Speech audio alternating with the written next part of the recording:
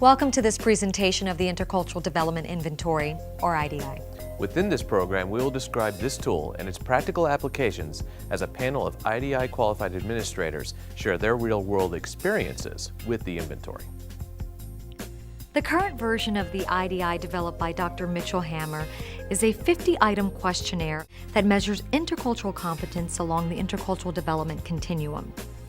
This continuum, as described by IDI research, is based on validations and revisions of the developmental model of intercultural sensitivity, originally proposed by Dr. Milton Bennett. Consider how you understand and behave toward people from other cultures who think and act differently from you. The IDI describes these ways of thinking, feeling, and responding to cultural differences in terms of 5 core intercultural competence mindsets and behaviors. These mindsets range from the monocultural perspectives of denial and polarization, the transitional mindset of minimization, and the intercultural or global mindsets of acceptance and adaptation. Take a closer look at this continuum. What do you think your own primary orientation is? Research indicates you would probably not be very accurate. Does this surprise you? IDI results show that people typically overestimate their own intercultural competence. After all, it is a natural human tendency, again confirmed in research, to see ourselves as more capable than others may view us, or as more competent than we actually are. This tendency to overrate our own abilities can have positive effects. For instance, it can motivate us to reach for goals we might otherwise not try to achieve. However, when it comes to being interculturally effective, this can be a blind spot where we think we are more adaptable to cultural diversity than we actually are. The IDI allows individuals and organizations to overcome this blind spot, allowing targeted development of intercultural competence that otherwise would not be effectively achieved. Extensive validation studies confirm the IDI is a rigorous, cross-culturally generalizable, valid, and reliable assessment of intercultural competence. Further, studies confirm this inventory is not culturally biased. IDI profile results provide real-world information on how a group or individual navigates cultural differences and commonalities. Research shows strong predictive validity of the IDI in achieving organizational objectives and educational goals. This tool is available in an educational version and an organizational version, with results professionally prepared in customized group IDI reports, individual profile results, and tailored intercultural development plans that give you a clear map for building intercultural competencies. The IDI is translated into many languages and can be used for baseline assessments, team building, and individual coaching and development. Now let's take a closer look at each of the 5 intercultural mindsets and behaviors. We'll begin with the monocultural mindsets, starting with denial. Denial sees more observable differences, but may not fully recognize deeper cultural patterns, for instance, in conflict resolution styles. This mindset may also avoid or withdraw from interaction with people from different cultures. A denial orientation often reflects limited experiences living in other countries and sees the importance for newly hired diverse members to fit into the organization. However, denial may not equally value diverse approaches that are not as familiar. As a result, diverse individuals can feel unsupported and ignored. A key developmental step is to focus conscious attention and learning on observing cultural differences that may be escaping notice. We invited a group of professional IDI qualified administrators to discuss their experiences working with individuals whose profiles revealed various mindsets. Let's listen to the experience of someone who has a denial orientation. Robert works for a major law firm. He is their business manager, and he's been with them now for 25 years. His developmental orientation is in denial. Denial for Robert, let's have an example of a meeting where things really went off the rails. okay? And he was running this meeting, and one of the gentlemen in the group was from an Eastern culture. I believe this was a Chinese individual. And the Chinese individual was not making eye contact with him, and Robert got very upset about this and actually pointed it out to the individual in front of the group, that he's not making eye contact, that he should be making eye contact, and he was showing no respect. And talking to Robert about that it's an interesting discussion, because Robert doesn't think we should be going to culture. Culture shouldn't have anything to do with this. This is still about respect. When his boss wanted to talk to him about some of the situations that were going wrong, and it had to do a lot with this initiative they're doing.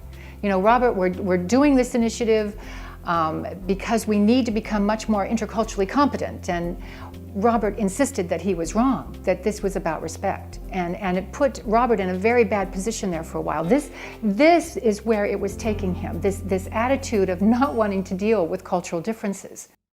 Polarization sees cultural differences from a more judgmental viewpoint that can take the form of us versus them. One form of polarization is defense, an uncriticalness toward one's own cultural values and practices, and an overly critical view toward other cultural practices.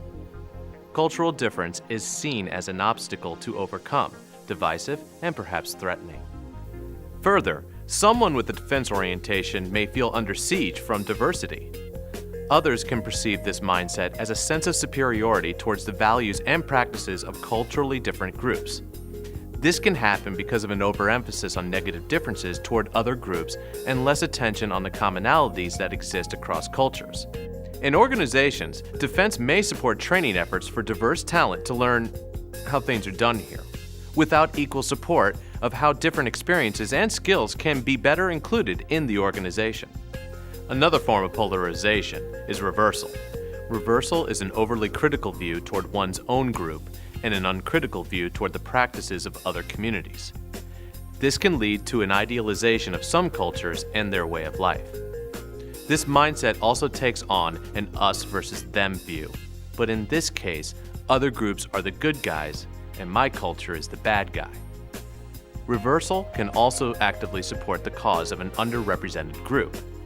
However, this is done with little deeper understanding of what the other group's cause means to members of that group. When polarization is present in a group, diversity often feels uncomfortable and may experience a sense of bias with their contributions unrecognized. Here is an interview about someone who views cultural differences from a defense orientation. Marisol is from Spain. And Marisol was born and raised in eastern Spain, in a large city in eastern Spain. She was raised, and these are her words, in a very traditional Spanish family. She was raised with 3 brothers, and she describes her father as patriarchal. Marisol is at polarization. That takes the form of defense as measured by the Intercultural Development Inventory. This basic orientation that she has is not helpful to the U.S. students that she's working with. She regards the behavior of young U.S. women who are studying abroad as scandalous. She says that they are making themselves to be sex objects, that they dress inappropriately, that they share information inappropriately on their Facebook pages. She's frankly appalled at their behavior. She doesn't understand why the students won't embrace, to use her word, some of the traditions of Spanish culture.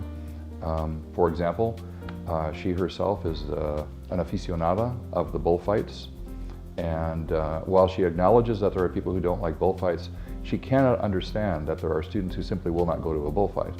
That what she's doing is she's polarizing tremendously. She polarizes anything that the students do that reminds her of the issues that she had trouble with in the United States, which are consumerism, U.S. foreign policy, the fact that after 6 p.m. she says nobody is on the streets, the fact that U.S. Americans are boring in conversation, that the U.S. students are not engaged enough, that they don't know anything about Spanish culture, that they can't speak intelligently with their host families, and on and on and on. The issue really is her affect, which is profoundly polarizing. The world consists of them and us, and she's in an embattled situation. Now let's look at an interview with someone who operates from a reversal orientation. John is a very senior level person in a financial services organization. His orientation on the IDI is polarization in the form of reversal. He highlighted for me that he served on a number of boards that were primarily advocacy organizations for people of color, and that he served as a sponsor for some of the employee network groups, and that he was a champion for diversity and inclusion. He was very intolerant of anybody who, quote, didn't get it. And so if they didn't get it, they were wrong, they were jerks. And so rather than, he was such a strong advocate for, this is the right way to go, and, diversity is the right way to go, and everybody needs to understand that this is what we need to do. But he wasn't inclusive of those people who perhaps, for whatever reason, didn't agree with him or didn't get it. So he was advocating for, quote, the underrepresented, the underdog, if you will, and that's where his reversal came in, because he had, in a very absolute way, taken on the cause of these other groups. Minimization is a transitional mindset in between monocultural and intercultural mindsets.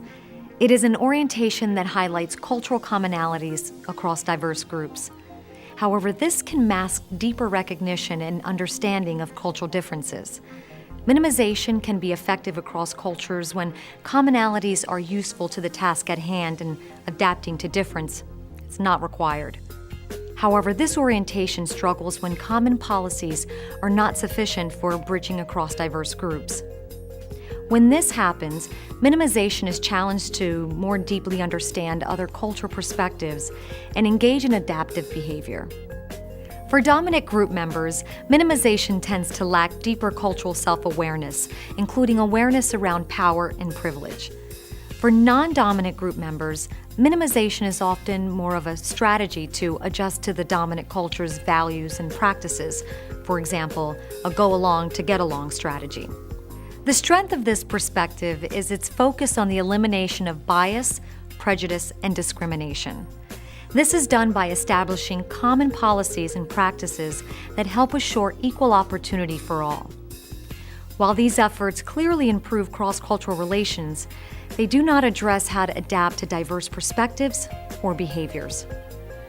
As a result, diverse perspectives and experiences are typically not fully heard.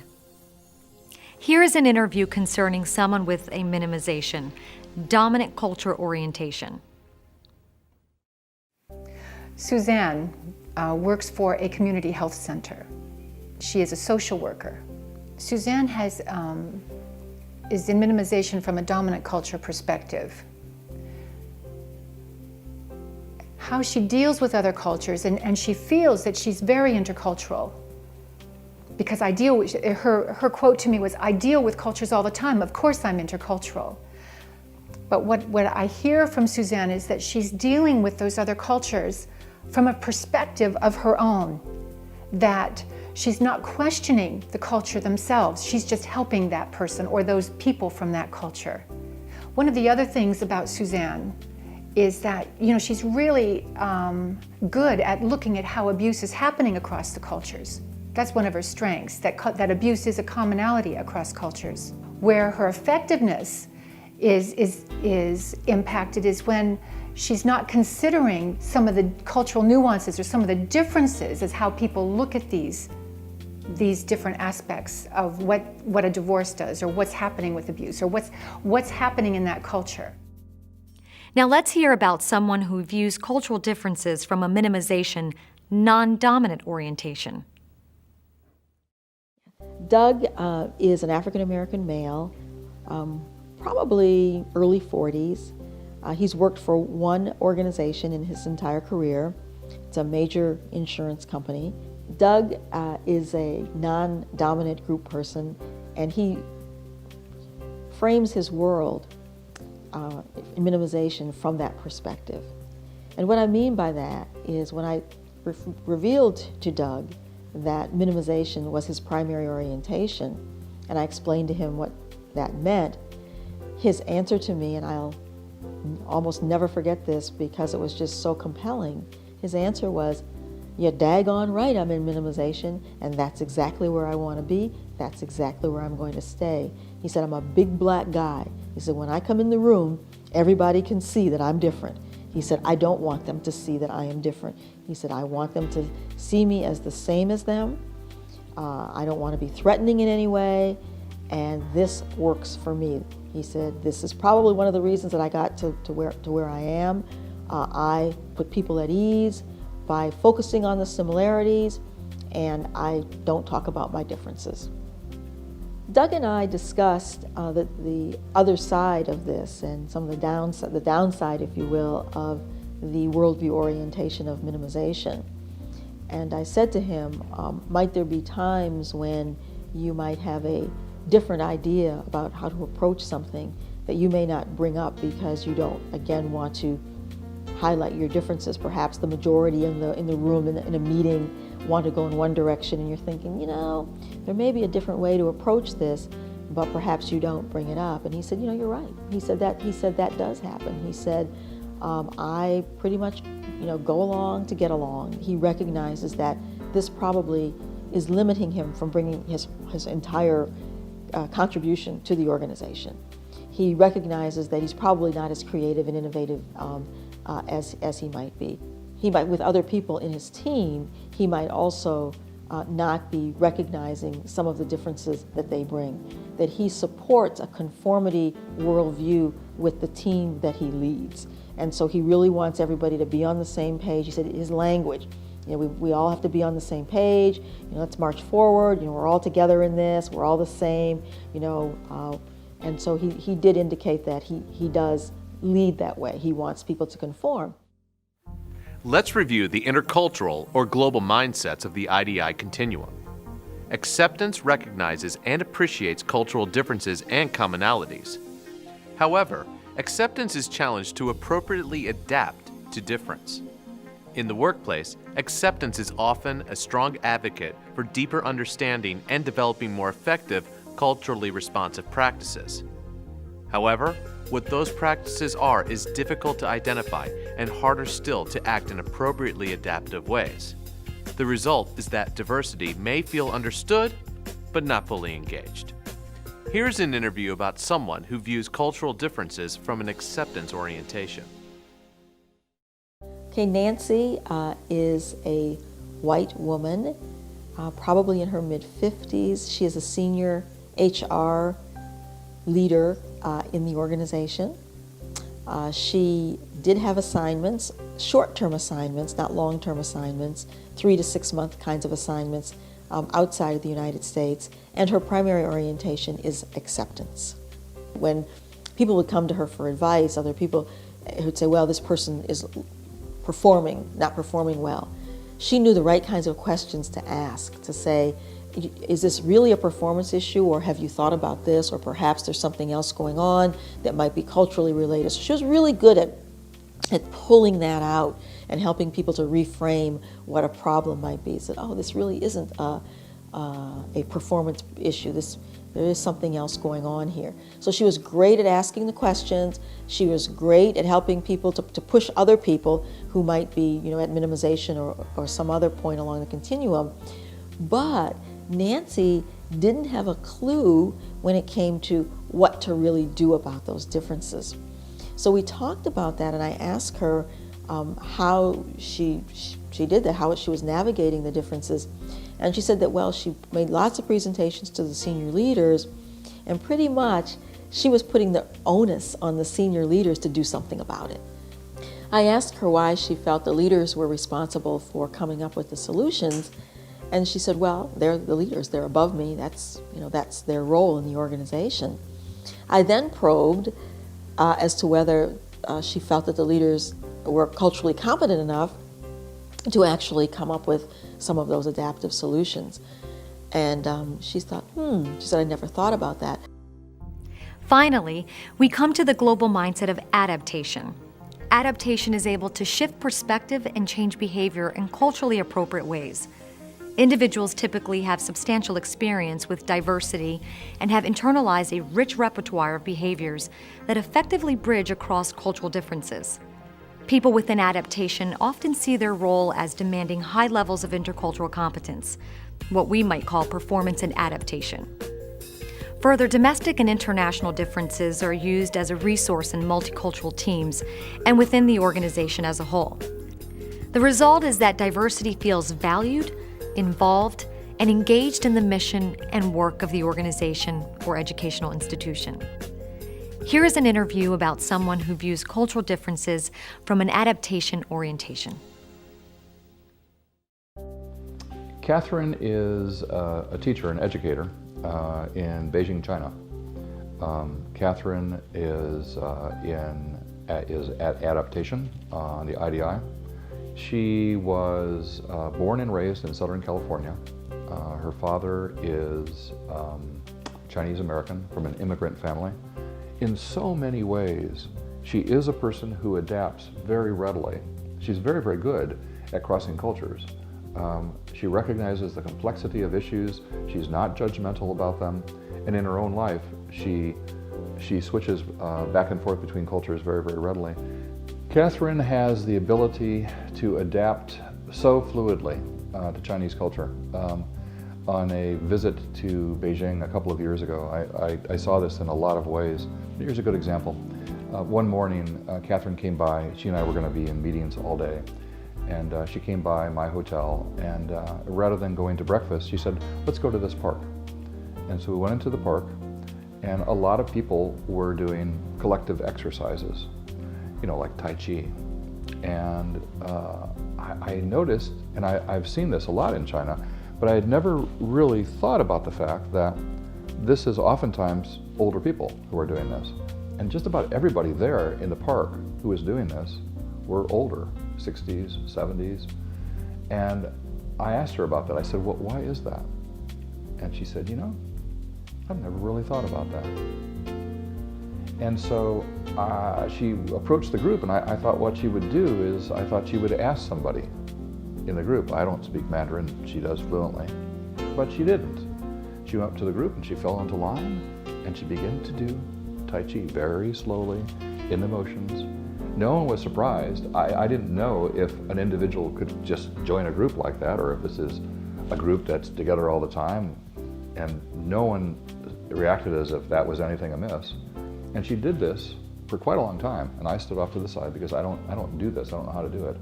But I was fascinated simply watching her do this, and watching her get into the flow of that culture. She dances in China like the Chinese dance. And then at the end, when the group stopped, then she turned to some people and she began discussing this with people. And then she came over to me and she switched back in and she said, now, this is what I have found out. I have found out that at this time of the morning, that in fact, the people who primarily do this are older people. People have different opinions why that might be. Later in the day, there are younger people, but the older people might be there simply because they don't sleep so well. They're up at dawn, and so they go and they get together. This is something they can do together. Again, she dances in China like the Chinese dance. Here's another interview about someone who views cultural differences from an adaptation mindset. Cynthia is a partner for a huge consulting firm in Europe. She's 47 years old. She's been a partner with them now for 5 years. She is Scottish, brought up in Scotland in a monocultural home. She has now lived in Germany working for this organization for 10 years. She is in adaptation. This is her primary orientation on the developmental continuum of the IDI. What was interesting was that when I was talking with Cynthia was that she gets very impatient at times.